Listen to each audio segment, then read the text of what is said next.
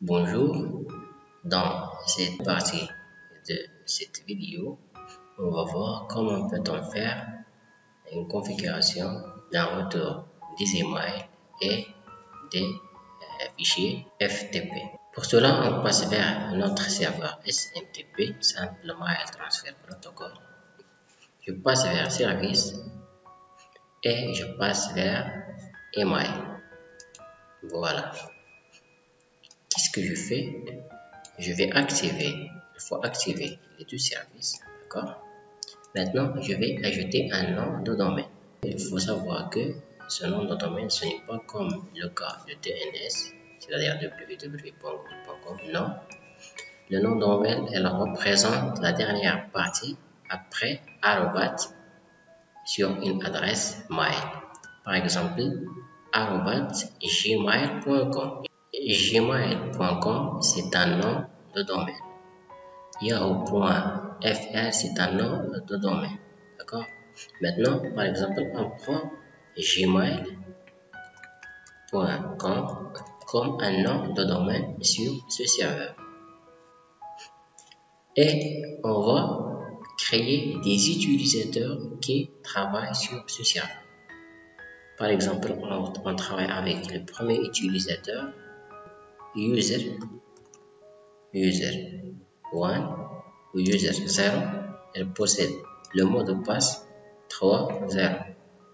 Je vais ajouter cet utilisateur sur l'adresse, sur la base de données de notre serveur. Ajouter.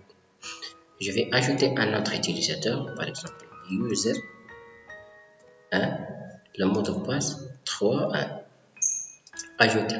Alors, on a deux utilisateurs sont définis sur la base de données de notre serveur. Je vais désactiver les autres protocoles. Désactiver.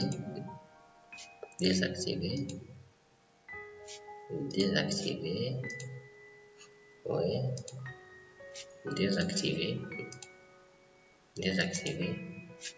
Désactiver. Activer. FTP. Désactiver. C'est bon. Alors, il ne reste que le protocole des emails. Il est activé et on a ajouté deux utilisateurs. Maintenant, qu'est-ce que je fais? Je passe par exemple vers le PC0. On le considère comme c'est l'utilisateur user 0. Et l'ordinateur portable, c'est l'utilisateur numéro 2, user 1. Voilà. Alors, je passe vers le PC du premier utilisateur. Qu'est-ce que je fais? Puisque je travaille avec des emails, je passe vers la partie email. Voilà. Alors, je vais créer mon nom d'utilisateur, c'est-à-dire de notre utilisateur user 0. L'adresse électronique sera user0@gmail.com. Alors, le nom de domaine que nous avons utilisé sur le serveur doit être après arrobat ici. Alors, le serveur de messagerie entrant ou sortant, c'est le serveur SMT, l'adresse du serveur SMTP. Alors, l'adresse sera cette adresse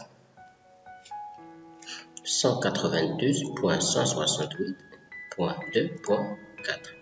La même chose pour le serveur de messagerie sortant. Alors, notre serveur, qu'est-ce qu'il fait? Il reçoit des messages et il transmet le message vers le destinataire. C'est-à-dire, c'est un serveur de messagerie entrant et sortant. Alors, la même adresse, 192.168.2.4. Maintenant, on va ajouter le nom d'utilisateur, c'est user 0. Le mot de passe, c'est 3.0.1.2.3. Et enregistrer. Maintenant, j'ai créé mon compte sur ce PC.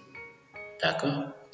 Qu'est-ce que je fais? Je passe vers l'autre utilisateur, l'autre PC, la même chose. Je passe vers les emails. Voilà.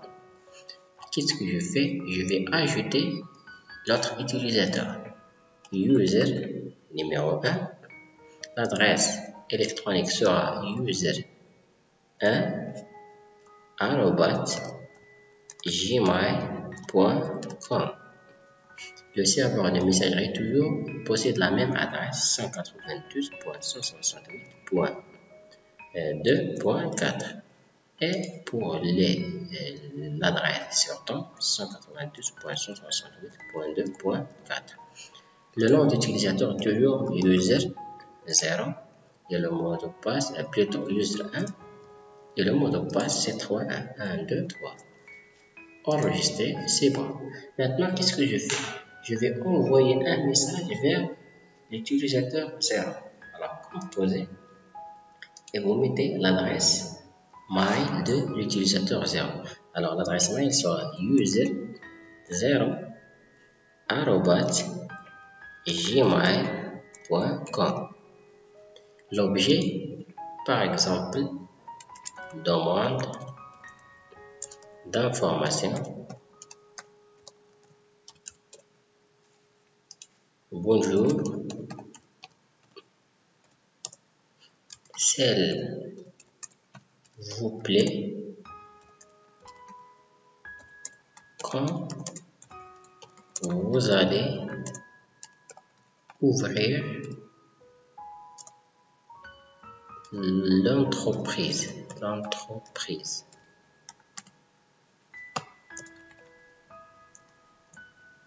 Merci. Alors, c'est un message envoyé vers notre utilisateur 0. D'accord? Alors, on a envoyé le message.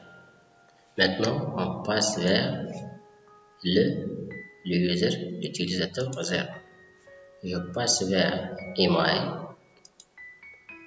Qu'est-ce que je fais? Je passe vers recevoir. Alors, je vérifie et je trouve notre message. Alors, demande d'information.